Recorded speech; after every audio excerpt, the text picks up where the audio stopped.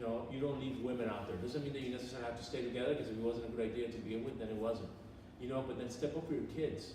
Make sure you respect each other. If you expect respect from the women that you're with, then you have to dish out respect too, regardless of how she is with you. You know, so there's a world of personal responsibility. And as men, I think it's different. You know, it used to be that we had to take care of things, and we said how it went, and from the onset of women's liberation, from the pill all the way to hygiene, and that now women are able to be out there in the world more with the advent of plumbing and other things, like, I don't know, like tampons and pads, which free up women. Wash the clothes all day at the water well. Yeah.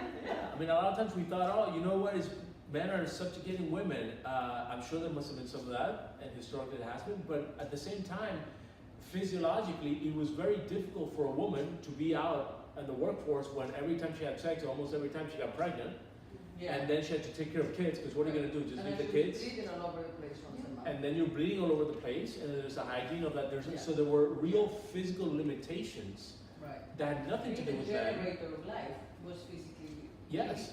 So with great responsibility, right? You're not responsible for this, but it's almost like a big burden as well. And so it wasn't until the advent of all these different technologies that women actually were able to I don't want to say grow, but to unleash themselves in society the right way, you know, and not even the right way, but in a way that really provided as much as she had to offer, you know, and almost at this caliber. So is it good? I mean, good and bad, I mean, those are silly words, but do you think that, you know, female lead is actually being useful, or do you think that it's causing all kinds of confusion, making both sides a little more unhappy than before? I think anything that's taken to any extreme can cause tension, right? So I'm a powerful woman, I'm a strong woman, I believe in equality between the sexes, and I don't have to prove that I'm better than a man, or put men down, or be the man in a relationship, because there are gender roles in a relationship. And going back to the neurobiology of it, there are things that we each need, right? So I can be a feminine woman working in a world, I don't see it as a man's world, it's my world. And I worked in a company before, you know, I've been doing this for 11 years, and in my past life, I worked in a company that when I joined it, there was one other woman, executive. And at the end, when I left, there was a woman president in the company. So we've come a long way, maybe. And we also have, I do think to some extent, we have confused men. They don't know if to open the door, not open the door. You know, do I call her? Do I not call her? Does she expect me to just like do this or that? And when do we have sex? Like, we have really confused men. Some women, for whatever reason, you said it. You know, some women they're fine having sex with multiple partners. Not all women are like that. Most women actually are not like that. So they're caught in it. We're caught in it with them.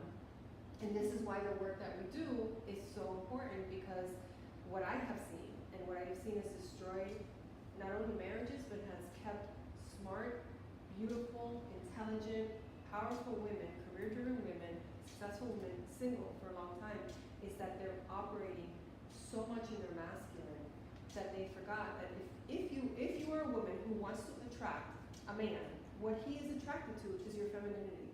Men who are attracted to women's femininity. So there is a feminine energy, right? There's an openness, receptivity. There is, doesn't mean that you're weak, because doesn't mean you're passive. Doesn't mean you're passive. I'm not passive in my Michelle's relationship. never passive. I do know how to express myself in a way that I can say what I feel, and I don't have to make a demand on him, because I respect him and he talks to me the same way. You get what I'm saying? So, but I can be. I don't have, like, for example, some people are gonna cringe when I say this, but I can let him take care of all the finances. I have no problem with that. You know why? Because at 17, I was paying bills, and I was paying them till 35, and I don't have a problem with that. But I know where every penny goes. I know what's in there. I know where it goes. I don't have to be worried about having my own thing and him having his own thing. First of all, I trusted him enough to marry him. I'm not gonna not trust him with what I have.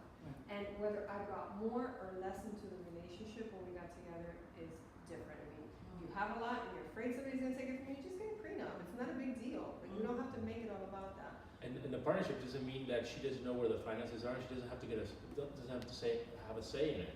Because on the contrary, I think part of it is we're so competing with each other that we forget to create a partnership and collaborate with each other. Yeah. And I think that's what's missing here. Yeah. I don't have to feel like a woman feels. I don't have to equate myself to a woman to be like what a woman is, and she like me, to appreciate who she is. Yeah. And to have us, kind of like, complement one another, and then we collaborate, which is what we work with in marriages. Is like, you want to be collaborative with one another. Mm-hmm. I say, look, Michelle, I'm going to take care of that. She doesn't have to worry about if something got paid this month, because I said, I'm going to take care of the finances. I'm going to make sure that things get paid. We have a joint bank account, so, I make sure, but she doesn't have to worry about that. Just like there's other things that I don't have to worry about, and then there's things that we both worry about, Like, hey, we need to buy toilet paper. I'll buy it sometimes, and sometimes she buys it. And then sometimes she gets on it with me because I see that there's toilet paper missing, and I don't go buy it. And then I'm kind of expecting for her to buy it, But there's other little things you worry about. I think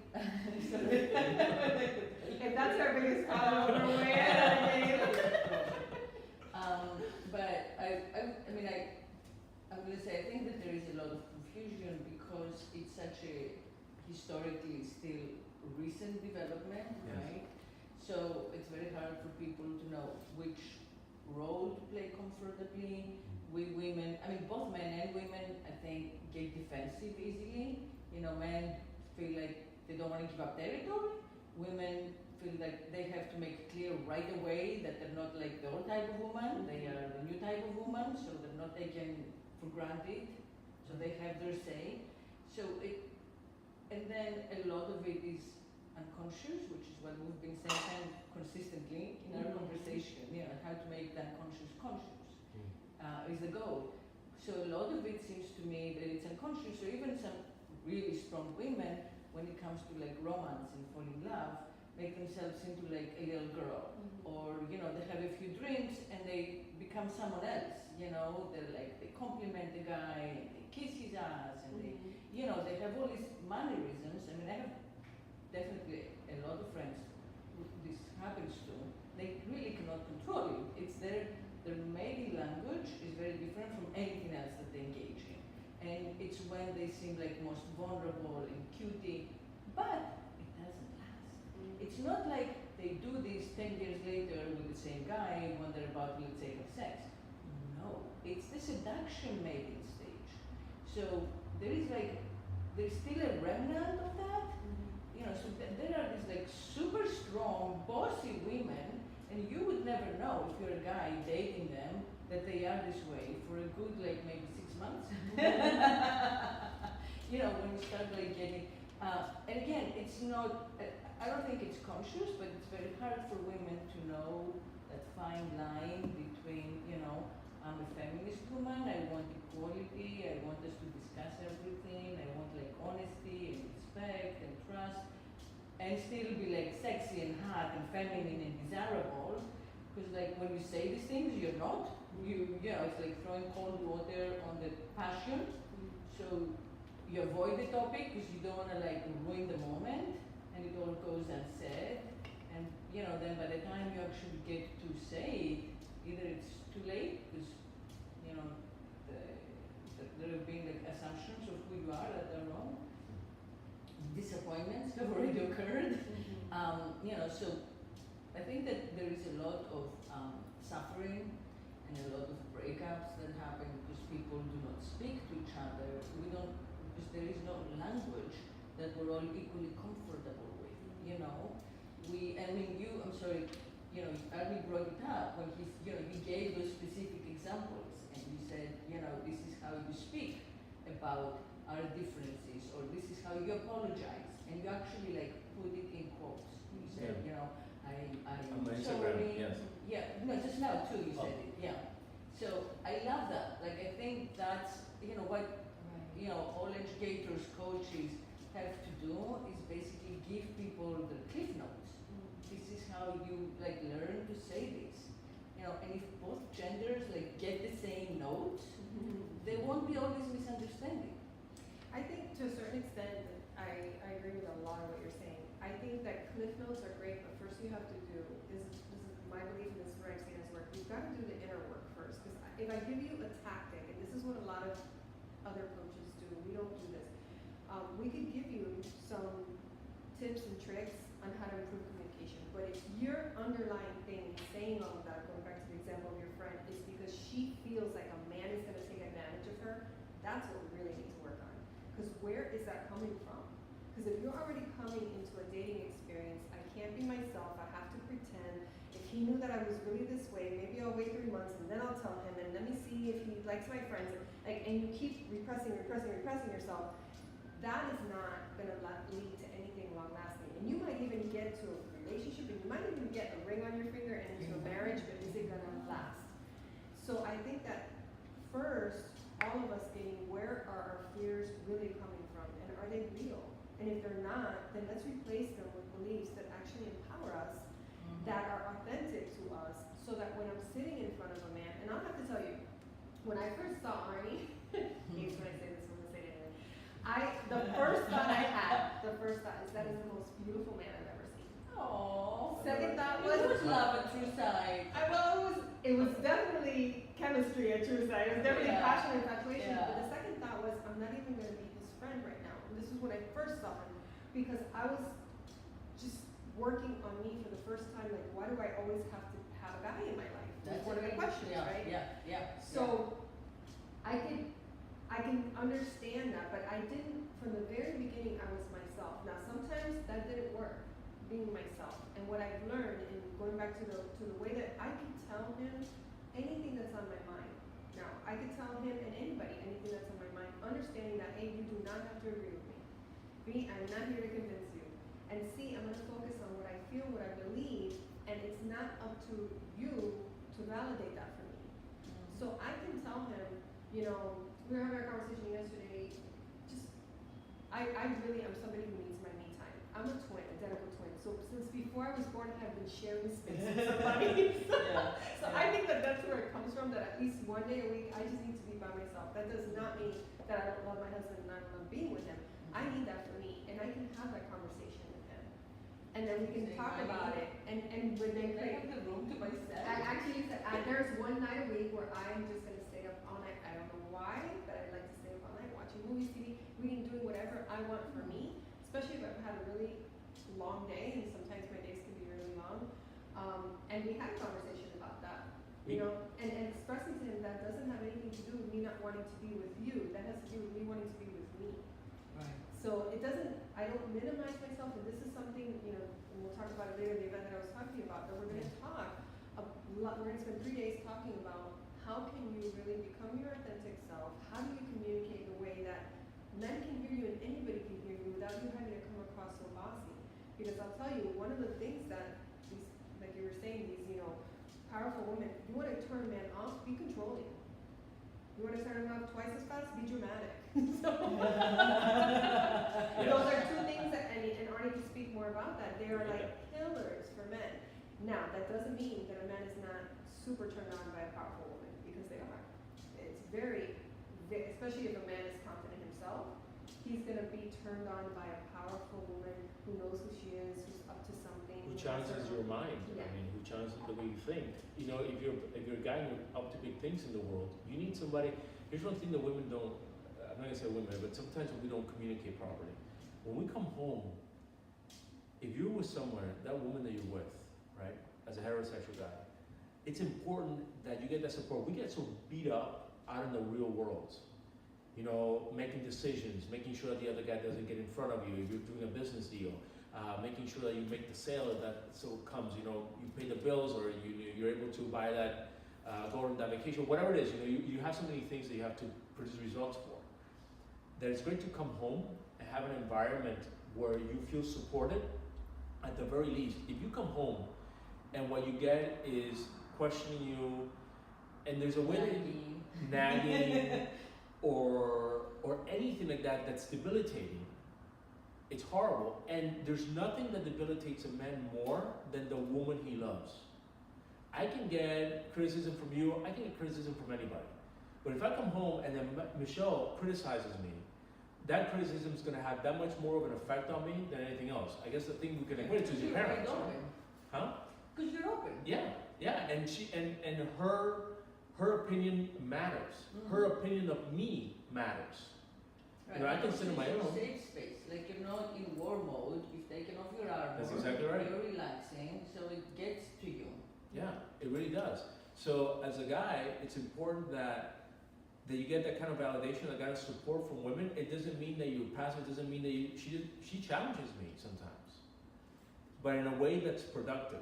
Asks me a lot of questions that has me think differently. Oh yeah, I could have done that differently, or I could have done this, or I could have done that. What doesn't work is telling people what to do, particularly when you tell a guy what to do, or nag on how to do things, So it's important that we find where the differences are, how we, again, collaborate with one another versus not. And just to the point of maybe the lady, when you mentioned the woman, though, when you go on a date, I think so many times, and this is just an opinion, right? The women's liberation movement has also robbed women of that gushiness, of that sweet spot of what it is to be like a woman. To be taken care of, but in a good way. Not taken care of because you're less than, but taken care of out of respect, out of the queen that you are. That you come home and you're loved and appreciated. And I open the door. I don't open the door because Michelle cannot open the door. I open the door out of respect for her. Because I don't want her to I don't know, mess up her nails or having to touch the dirty door. Very, very old fashioned for me, I'm just gonna say right now. Yeah. Like, I wouldn't know what the fuck to do when the door is open. I'm like, what? As a guy, I get pissed Oh off. my God, I can open the door. But you don't have to keep proving it. Oh my God. You get what I'm It saying? would It's be like- a little much for me. Well, listen, for me as a guy, I'm a guy and I can open my own door, right? And as a matter of Yes, fact, you can. you're Lucky for you. expected to open your own door kind of thing, right? But you know what? If there's a guy in front of me, he opens the door, or a woman for that matter, and slams it on my face, I think that's rude. Oh yeah, that's rude. Yeah, that's super rude. You know? And for me, it's a Open the door pleasure. for each other. Exactly.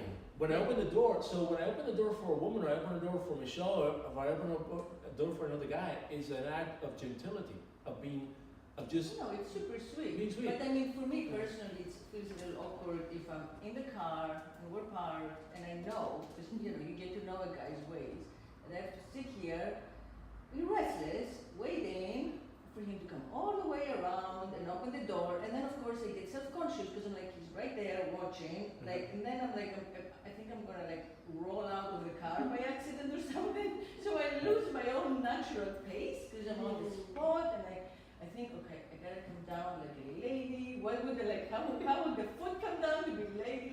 It's a little too much pressure. See, you're overthinking it. You're overthinking Yeah, it. I'm overthinking it. Totally Because it's not coming back, No. It's not natural anymore. It's like the 21st century. It's I'd much rather be opening the door for the guy. Honest to God.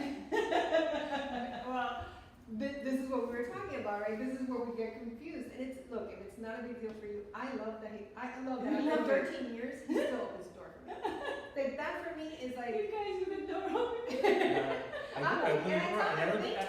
I open the door for my mom too. Yeah, and your sister. And for my sister, and it's not because they can't, it's me being deferential to them, like the status that they have in my life.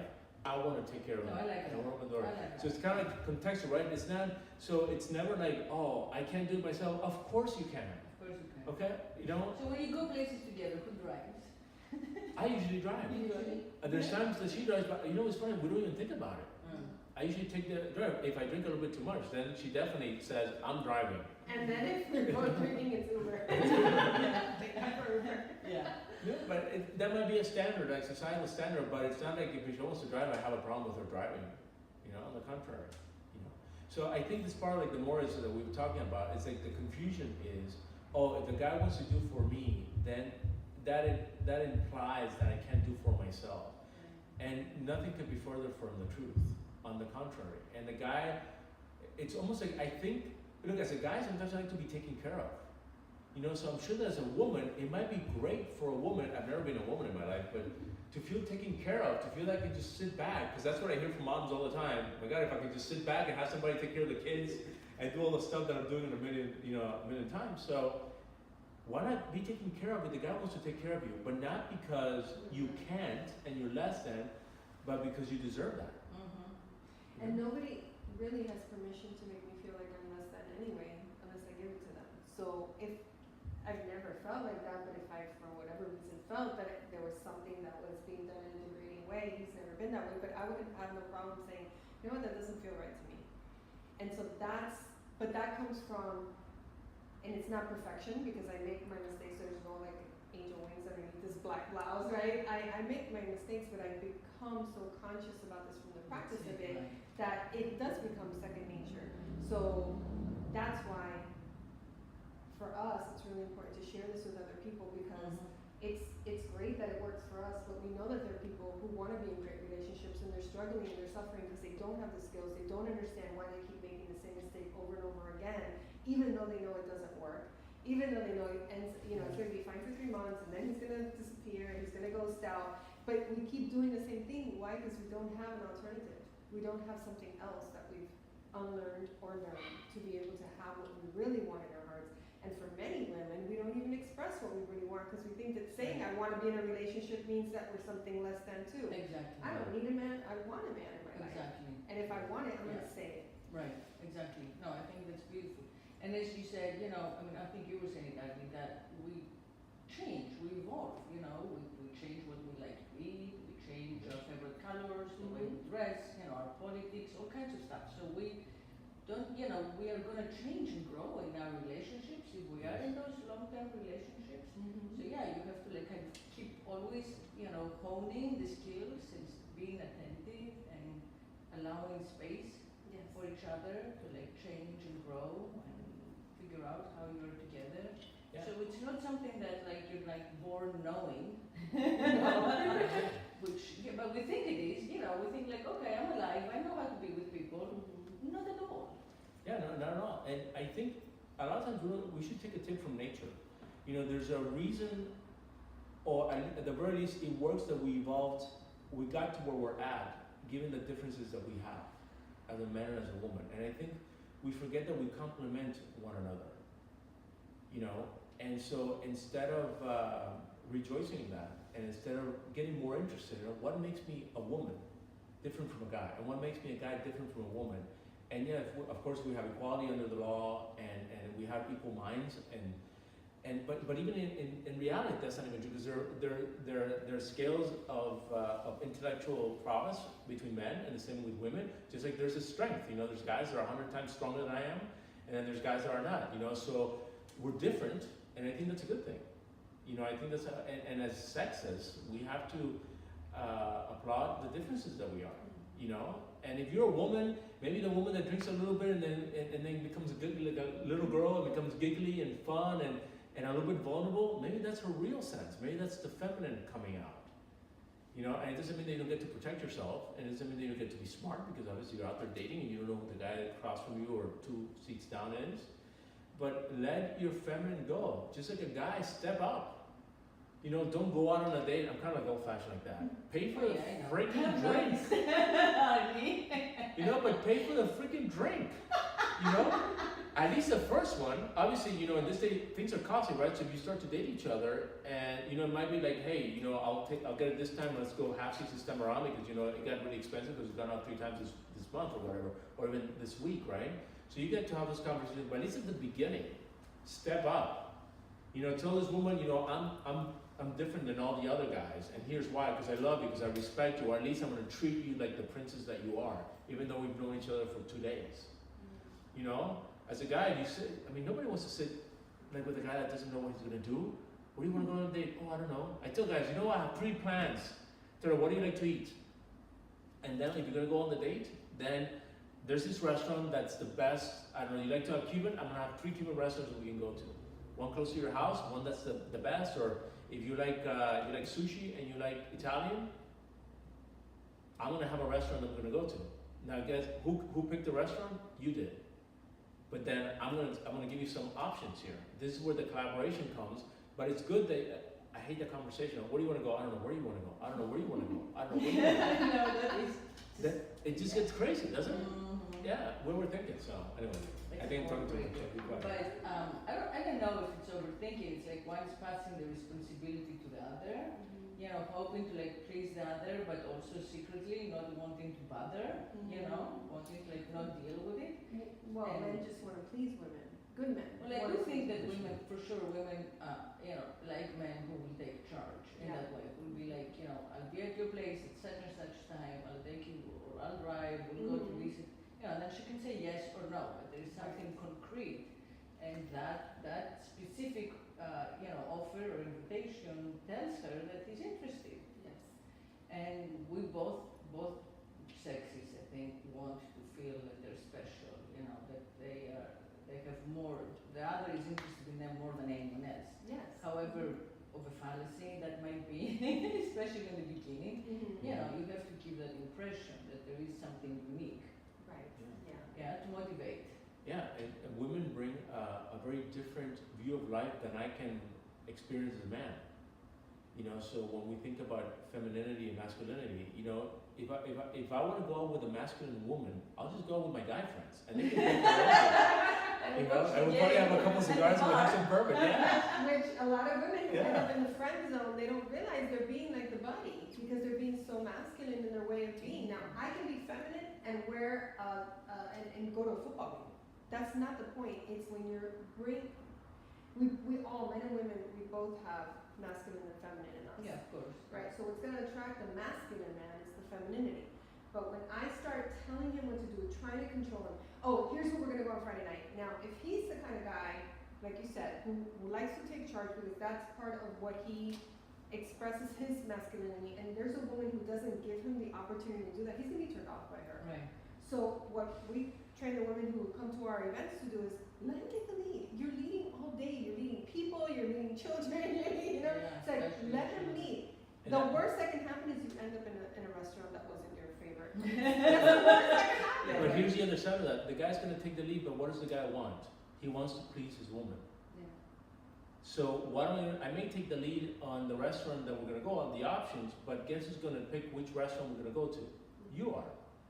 You know, or like the idea. No, the hell of a lot of guys Well, just go where they want to go. Yeah, which is that fine. could be it, but it's part of the surprise because I think I'm gonna please you, right? I guarantee you that no guy wants to ever take a woman on a date where she's sitting there saying, "This was horrible." Yeah, true. I guarantee that. Now there might be some misses, right? Oh, I misread. I thought you like sushi and you're vegan, you know?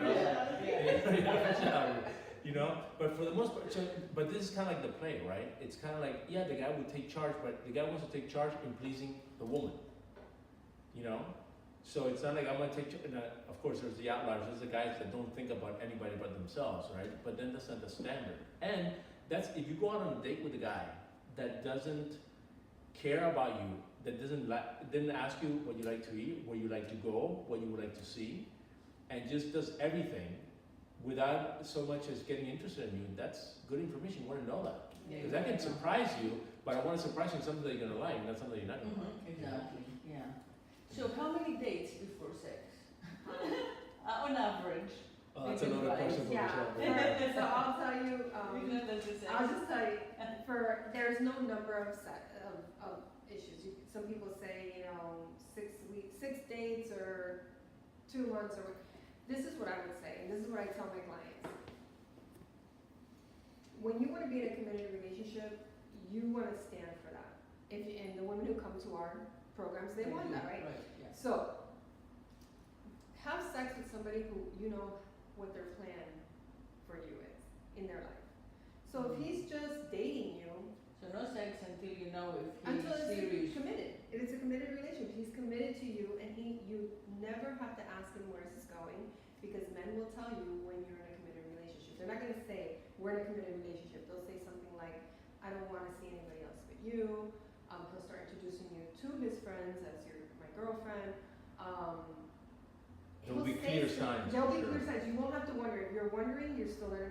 You're still not not there. there. So why is that? Because, and I know we talked about the women who can have sex and it's just sex, and some people are like that. Most women are not. We become very bonded every time we have sexual intercourse, particularly if we have orgasm, with oxytocin being released, the bonding hormone.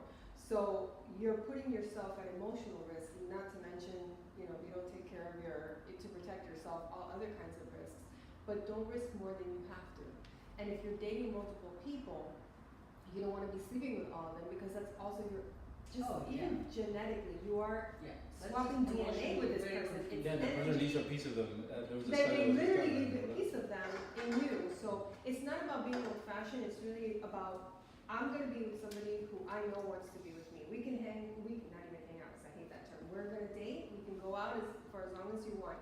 If you wanna be with me and I wanna be with you, there'll be a commitment, and at that point, I'll go So if ahead the and. guy makes the move after the second date, which is very common, she Well, says. Oh, the guy will make the move on the first date if he has a chance. Oh, yes, he would, yeah. Yeah. For sure. Then So what does she say? she can will just have a- say, I'm she will not actually ready, say, then again, I'm not it's too ready, soon and for then me. again, I'm not And if he ready. says, oh, it's too soon for you, yeah, I actually don't have sex until I'm in a committed relationship. Okay. You know, That I'm would have the attracted to guy. you too, you wanna let him know if you're attracted to him, I'm attracted to you too, but that's just my preference. And then, what? No, that would have the guy think. Because I think part of the game of the guy is, of course you want, look, if it was up to us, we'll have sex with every woman we're attracted to, right?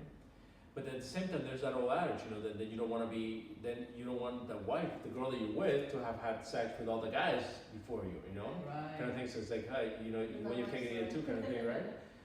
But I think that the man would respect you. I remember back in the day, I think it was like 25 years ago or something like that, when I first started dating, there was this girl I was very attracted to. We used to be at the gym together, and I asked her out on a date. And she was flat out told me on the first date, she says, you know what, any other time, we will leave here and we'll go have sex. But I'm in a point in my life where I only have sex with someone I'm committed to and someone that's going to be committed to me. It has nothing to do with you personally. That was the first time I ever heard that. But I was taken aback. I was like, aghast at the missed opportunity of who I thought was this Casanova. And at the same time, I was filled with respect. I was like, this is a woman, I'm even more attracted to her because she respects herself. And this is a woman that knows what she wants. And every guy wants that. And by the way, if you sell the cow, if you give it away for free, I'm going to be less likely. That's what I was saying, right? Or was it, buy the cow, I meant to insult half the people who are listening. Yeah, why buy the cow when you can get the milk for free? It's an awful way of saying it maybe, but it does point to the fact, if I'm with you, then see, here's the deal. You'll know, and I know this from Michelle listening to her, if you take the sex part of it, which is so there for everybody, right? Then you know whether he really likes you or not, beyond the sex. Is he interested in your intellect? Is he interested in you as a person? Does he enjoy your company? Or is it that he's just horny and he wants to have sex with somebody? You take the sex apart, all those questions get answered right away very simply. And for me as a woman, I have my mind completely clear, so I know why I'm with you too. Like, when I have sex with someone and I get now more emotionally attached, this is where it's very possible to start avoiding the red flags that show up. Exactly. It's where I start making concessions True. where I would not make concessions. Right, yes. Why? Because I've already attached myself to this Yes, person in this exactly. way. So now, the thing that I know would have had me walk out, now I'm a little hesitant. And the other thing that happens too is then a woman starts to make this be the relationship. Why? Because now she's only sleeping with this one person. So now it has to work out. Right. Much harder to There's step away. definitely, a difference, again, since this is your thing, in the sexes, there's a big difference between allowing someone to come inside you and kind of like invade your private space, Yeah. instead of like going inside someone else and then pulling out. And it's just the commitment level is very different. The physicality of it is very, physical, absolutely. very physical. Absolutely. Yeah. On the physical body part, it's just the woman is so much more vulnerable than the man, sexually, especially in the beginning. So yeah, we already have committed more than they have by having sex with them. Because that's how we're anatomically built. That's right. And I know that you said like everybody can have sex, but it's actually, once you feel comfortable and the sex is good, and I don't know if you give advice on that. I said you have to try it quite a few times, like at least half a dozen times before you can even like have a judgment on whether sexually you have chemistry and it's working. Because to begin with, he's sleeping with you the way he slept with like his last girlfriend. And with the skills that he has and what he knows Whatever they he like and knows what he about likes. the general female body and what you, Yes. right? And then, So it takes time, and you also learn as you go. And, but yeah, I mean, by the end of that trial, let's say, time, you have given him so much. So you have like you've got to the point where the sex is good finally. So as you say, that's when it starts, this kind of like delusion and willful self-deception and, stretching your boundaries and making your Or letting them hard go limits completely. into soft limits. And finding excuses and you know, kind of like using up all of your empathy in ways that are self-defeating, Yeah. that are self-sabotage. Yeah, a lot of times when women say, I don't, you know, one of the fears, especially if a woman had her heart broken and now she's going back out there again, it's like, oh my gosh, I don't want to lose myself. Well, you never lost yourself. You gave yourself away. That's right, yeah. And it's owning that. Like, I gave myself away. Why did I? What was it that was running me that had me say, I can't really stand for who I am and what I want here? You can answer those questions, then you're not going to make that mistake again the next time, particularly if you really resolve that you don't, and it's not about judging what you've done in the past. You're not going to get anything out of that. It's actually going to be counterproductive for you to judge yourself. It's about owning it, taking responsibility for having done it, and the consequences that that brought, and now taking responsibility for making more conscious, mindful choices that are aligned with your values and your boundaries, so that when you go out with him, you're actually there, because he can't fall in love or rise in love. I'm gonna steal that from you. He can't rise in love with you if you're not there. And then that's why people then go, oh my gosh, they turn into a completely different person, because you did it. You turned into a completely different person. Yeah. There's an aspect of the dating dynamics I love that Michelle brings up in her sessions, and that is a lot of times when you're dating, you know, particularly for the woman, she's like, is he gonna like me? Am I gonna be the one? Am I, you know? How about you turn that around and you go out with him several times to see if he's the one for you, if Right. you're interested in him. Right, yeah. You know, it's kind of like, if you think about it, it's kind of like a job interview. You know, the guy goes out, you know, you'll see that when the guy goes out with a woman, he's gonna invite you first, you go out, we'll go out a couple of times, and then at some point, he's gonna bring you in with his friends. But that doesn't mean that your girlfriend, he's just checking to see if you fit inside of his world. That's what we're doing that. I may say, hey, let's go on a vacation together. And the woman might think, oh my God, that's it. It's gonna pop the rain or something. And no, I'm just thinking, is this gonna be a match? Is this gonna be something that might work out, you know? And so be cognizant of that as a woman, but you know, take on the dating as this is for you too. I don't know if you wanna add, No, I think Yeah. that's exactly where the focus should be. It's because it's about so many women, you know, and not to criticize it, but they're waiting for somebody to choose them rather than realizing you're the one that gets to choose. Yes. I think You that's get to like one of choose. our main topics today, Yeah. and, which is very important. But to make the right choice, you have to know who you are. Yeah. Well, you know, I started this podcast very, very specifically, if I'm gonna like pinpoint the moment when I realized we're finally being granted, we women, we're finally being granted for the first time in written history, the power of consent. So, I thought this is extraordinary. You know, we don't even understand what extraordinary moment we're in, because we really get to say yes, you know, yay or nay. We didn't for so long, and then when we had the sexual revolution, it was also such a gray area. It was Like, very much reactive versus it was then proactive, exactly. creating something. Yeah, it Yes. was just kind of like felt that in order not to be repressed, you kind of gave your body away Right. without knowing agency or consent, because that made you like, you know, liberated, but it alienated you completely from your body. You know, in a sense, you were like pimping it out, because you didn't, you know, you were not aware of whether or not you wanted to be with someone. You just Yes. kind of went with it. Yeah. Yeah. So sad, right? But we've all done it, or at least have been in that space in our youth, and I feel that having consent finally gave women the understanding that we get to choose. So, you know, we extend that to the entirety of our relationships. We get to choose, we get that agency to choose the man that we want to be with. You know, the man who we would like to, impress, but not because he wants us, not because he, you know, has picked us and we're like flattered, but the reverse. Yes. So that's beautiful, and I really think it's revolutionary. And I think, I really respect what you guys do and the value of what you do, because it takes people away from like the non-stop psychology. I don't want to like necessarily knock psychology, but I think it emphasizes what we were saying earlier. You know, my parents, my aunt, I was treated this way. The blame, the victim victimhood, repeating always that kind of like story tale. So on an action level, it's not so useful, and what you do is actually useful. You know, you're giving the tools.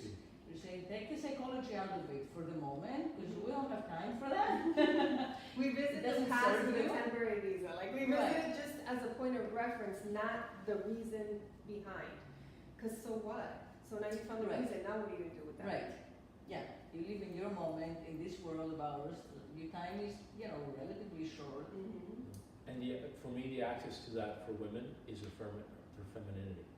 There's so much power when a woman is feminine and assertive at the same time. That's like, it's so alluring. Because a guy doesn't want to be with a heterosexual guy, as you say, right? But a guy doesn't want to be with a guy. The guy wants to be with a woman that's different from what he's got. And it doesn't make it better or less, it's just different, you know? And women who are feminine and assertive at the same time, it's such a powerful combination that's where you fall in love, you know? Yeah. What happens is that many times women, we confuse assertiveness for aggressiveness and confidence for arrogance. Right. And, you know, we've lost the ability to be gracious and then become entitled. And so we need to get back to, that's what we mean by femininity, allowing that to come out. There's nothing that I deserve to be treated with respect, and I'm not entitled to force somebody to feel something they don't feel for me, give me something they're not willing to give, commit to something they're not willing to commit to right now. And if I can be so solid in my relationship with myself that that's where I'm coming from, then the person on the other side doesn't have to feel threatened or challenged in a way that it's like, now this is work, right? This is going to be hard work. Like you said, you know, men are out there all day, you know, we call it slaying the dragon all day, you know, and they come home and they don't want to have to like take the next sword out and the next shield to protect themselves. What they do want though is someone who is not behind them but beside them, and can bring out the best in him. He's bringing out the best in her, and together they're creating something. Whether that is making a difference in the world of relationships, or whether that is raising children that are going to be good people, good citizens in the world, and make the own difference that they were created to make in the world. And the last thing for guys is just for us to be responsible for what we got. Responsible for our history, responsible for what we bring to the table now, responsible for creating a partnership with women, but really stepping up.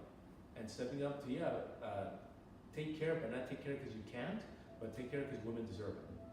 You know, and step up and be the guy and lead if you need to. And sometimes leading is letting the woman lead sometimes, because that's what's necessary, you know. But having a plan, knowing what there is to do. Don't be caught with your pants down, so to speak, you know. Right. Be responsible. If you take an action and there's an impact of that action, do something about that. You know, because that's what has you be a man. I don't know how else to say it. It's hard I'll to just add, articulate. from a woman's perspective, I love everything that you said. Step I'll up. just add for the male listeners and watchers, that one of the things that women find the most attractive in men is confidence for sure, but it's integrity.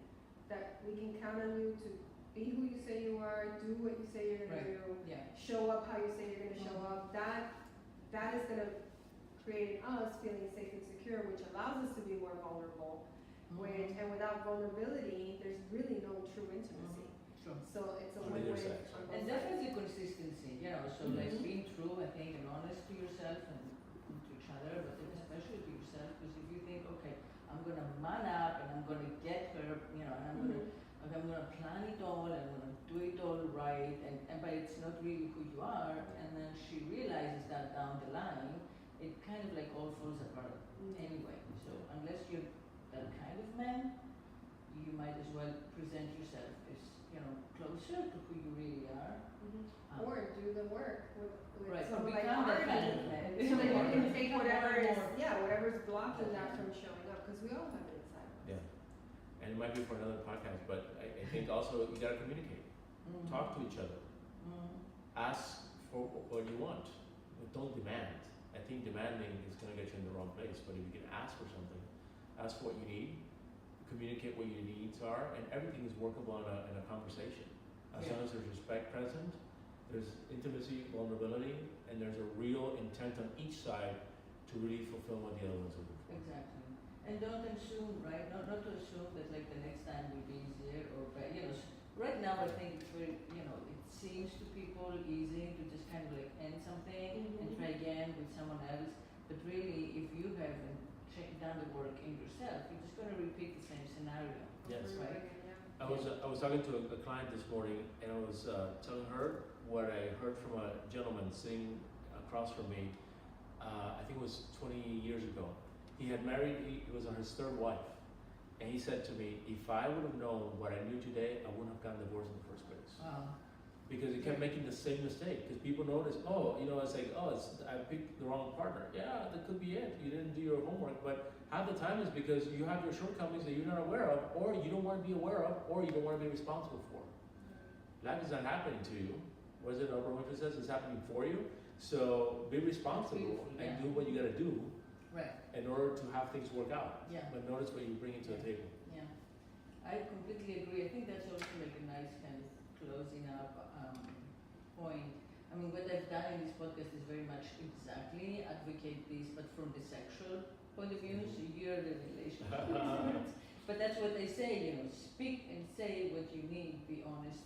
Like, verbatim what you say, but when it comes to sex, Sure. in order to have a happier sex life, right?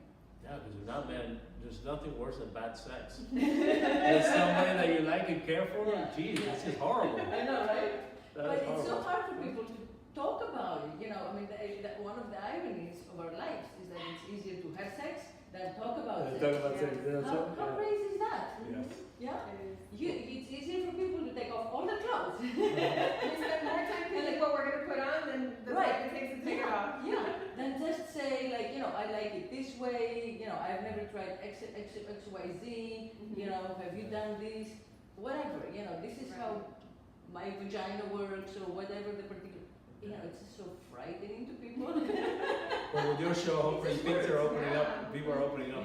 Thank you for inviting us. No, thank you. This is so This important. was a wonderful, you know, enlightening conversation. Before we go, tell me a little bit about how people can get in touch with you. So, Michelle. So we're having an event here in Fort Lauderdale, Florida, May 17th, 18th, and 19th. It's called the Irresistible Woman. It is just for women, and it's going to be about what we've talked about today. I mean, really, everything that we talked about today is going to be touched upon. It is for that powerful, strong woman who wants to experience as much success in her love life as she's experiencing in other areas of her life. And it's for both single women and also for women in relationships. So to be able to come to the event, you need to register, and you can go to www.irresistiblewomanlive.com. And for the listeners of your podcast, we'll do something special.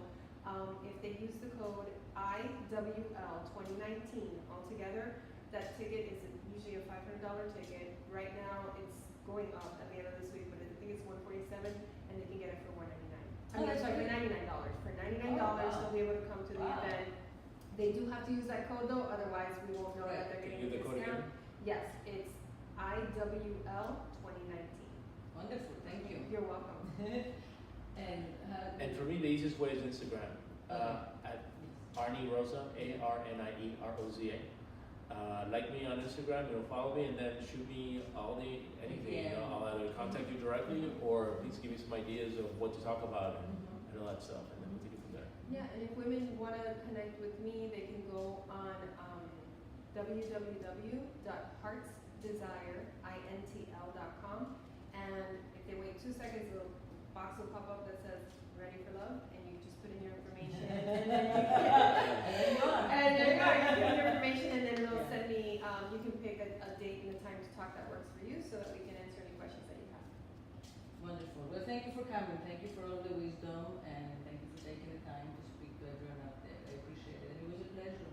Thank you for having us. You're It was welcome. a pleasure as well. Our pleasure, and thank you for having this kind of project. It's so needed in the world, so necessary. So I think facilitating such an important conversation. It's awesome. And thank you everyone for listening. Thank you for trusting me as your sex whisperer here on Jolt Radio. And until we speak again next Friday, speak sex.